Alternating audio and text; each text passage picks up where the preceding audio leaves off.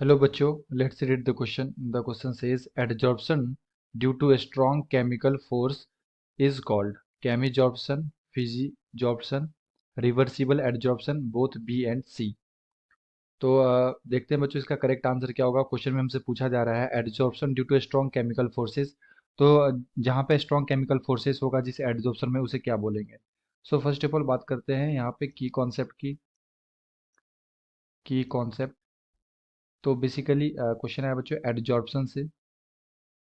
Adsorption and ये adsorption कैसा होता है, surface phenomena. Surface phenomena, okay. तो ये सरफेस के ऊपर होता है। तो जो भी हमारे पास लाइक एडजॉर्बेट होते हैं ये सरफेस के ऊपर क्या होते हैं, लाइक अट्रैक्ट हो जाते हैं, ठीक है। तो केमिकल एडजॉर्प्शन में क्या होता है कि लाइक जो हमारे पास एडजॉर्बेट होते हैं ये सरफेस के ऊपर आके अट्रैक्ट हो जाते हैं। एंड इसके बीच में लाइक जो हमारा एडजॉर्बेट है और एडजॉर्बेंट है, ठीक है। तो इस दोनों के बीच में एक स्ट्रॉन्ग फोर्स ऑफ अट्रैक्शन हो जाता है। स्ट्रॉन्ग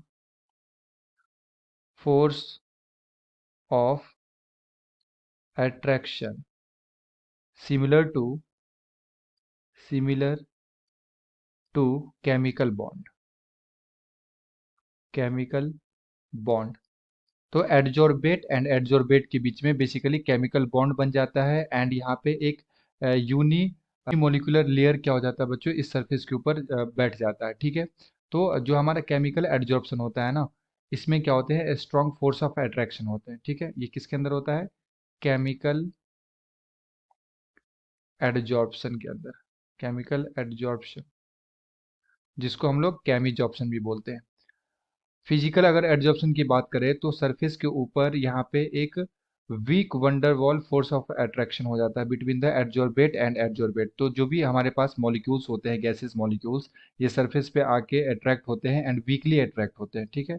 तो यहाँ पे weak van der Waals van der Waals force of attraction होता है। फोर्स ऑफ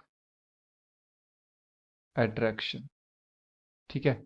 एंड जो हमारा एडजॉर्प्शन प्रोसेस होता है बच्चों ये एक्सोथर्मिक प्रोसेस होता है, ठीक है।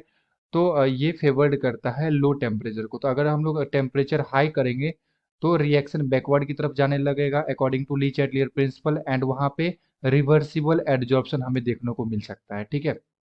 तो हम लोग इसे कैसे रिप्रेजेंट कर सकते हैं, लाइक अगर हमारे पास कोई सॉलिड है और इस पे हम लोग गैस को एडजॉर्ब करवा रहे हैं, तो यहाँ से क्या मिल रहा है हमें, गैस सॉलिड और साथ में हीट निकल रहा है, हीट रिलीज हो रहा है, ठीक है। तो ये कैसा प्रोसेस होता है, एक्सोथर्मिक प्रोसेस।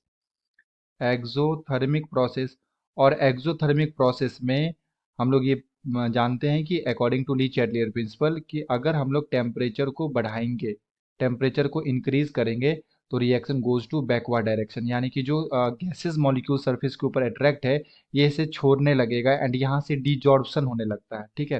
तो हाई टेम्परेचर पे क्या होने लगता है बच्चों, डिजॉर्प्शन होने लगता है। एंड इसी को हम लोग बोल सकते हैं रिवर्सिबल एडजॉर्प्शन, जो दोनों डायरेक्शन में हो। लाइक रिवर्सिबल का मतलब क्या होता है, फॉरवर्ड एंड बैकवर्ड दोनों प्रोसेस में, दोनों डायरेक्शन में ये हो सके।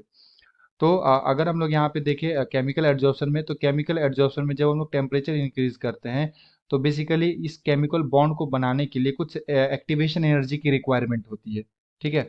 तो पहले तो ये इंक्रीज करता है एंड देन उसके बाद क्या होने लगता है, या केमिकल एडजॉर्प्शन डिक्रीज होने लगता है, ठीक है। तो यहाँ पे जो करेक्ट आंसर हो जाएगा बच्चों ये ऑप्शन नंबर ए हो जाएगा, केमिजॉर्प्शन।